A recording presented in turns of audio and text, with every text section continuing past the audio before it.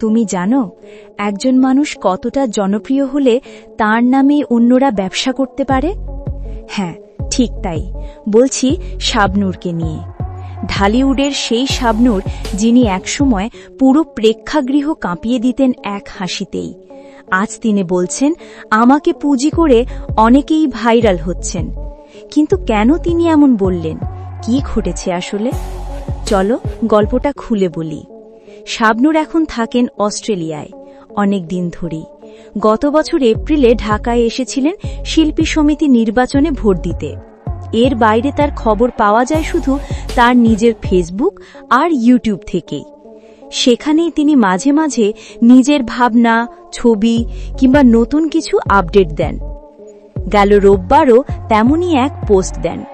লিখেছিলেন, নতুন বাস্তবতাকে আলিঙ্গন করে হাসি মুখে সামনে এগিয়ে যাওয়া।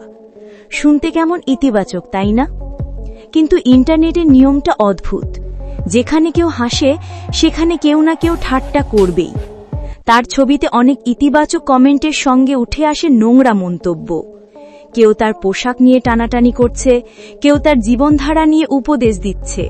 আর তাতেই ক্ষুব্ধ হয়ে শাবনূর সরাসরি পোস্ট দেন। লিখলেন, যারা আমার ওয়ালে এসে বিরূপ মন্তব্য করেন তারাই আবার আমার নামে অ্যাকাউন্ট খুলে পেজ চালিয়ে আমার ছবি ভিডিও দিয়ে ব্যবসা করছেন। আমাকে পুঁজি করে ভাইরাল হচ্ছেন, অথচ এসে ভণ্ডামি করছেন কেন? কথাটা শুনে মনে হয় তিনি চুপ ছিলেন অনেক দিন, কিন্তু এবার মুখ খুলেছেন দৃঢ়ভাবে। এরপর তিনি লেখেন, আমার সোশ্যাল মিডিয়া আমি নিজেই চালাই, কেউ অ্যাডমিন না। আমি যা পোস্ট করি সেটা আমার নিজের ইচ্ছে ও অনুভূতি থেকে করি। আমার ড্রেস আপ, আমার পছন্দ, এটা সম্পূর্ণ আমার ব্যক্তিগত ব্যাপার। তারপর যোগ করেন, যদি কারো ভালো না লাগে তবে শালীনভাবে সমালোচনা করুন, কিন্তু বাজে মন্তব্য করবেন না। আর একান্তই যদি আমার কিছু পছন্দ না হয় আমাকে ফলো না করলেই পারেন।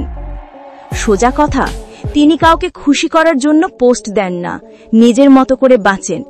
শেষে সবাইকে একটা গুরুত্বপূর্ণ কথা মনে করিয়ে দিলেন শাবনূর। অন্যের প্রতি আমাদের আচরণই বলে দেয় আমরা কি শিক্ষা পেয়েছি পরিবার থেকে। এই একটা বাক্যেই যেন পুরো সামাজিক শিক্ষা লুকিয়ে আছে। আজকের ডিজিটাল যুগে মানুষ যত সহজে কমেন্ট করতে পারে ততটাই ভুলে যায় অন্যের প্রতি শ্রদ্ধাবোধ কি জিনিস। চলো একটু ফিরে যাই সেই সময়ে যখন শাবনূর মানেই ছিল হিট সিনেমা। তুমি আমার এমনই একজন, কিছু কিছু মানুষের জীবনে, ও সাথীরে, এইসব গানের সঙ্গে আমাদের বড় হওয়া। সালমান শাহের সঙ্গে তার জুটি ছিল ম্যাজিক। মাত্র 4 বছরে তারা একসঙ্গে 14টা হিট সিনেমা দিয়েছেন।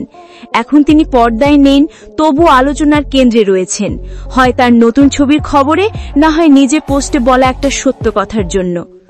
তাহলে প্রশ্নটা হলো, একজন শিল্পী যখন নিজে জীবনের কথা খোলামেলা বলেন তখন কি আমরা তাকে শ্রদ্ধা করতে পারি না, নাকি আমাদের সমাজ এখনো ভণ্ডামির মুখোশেই আটকে আছে?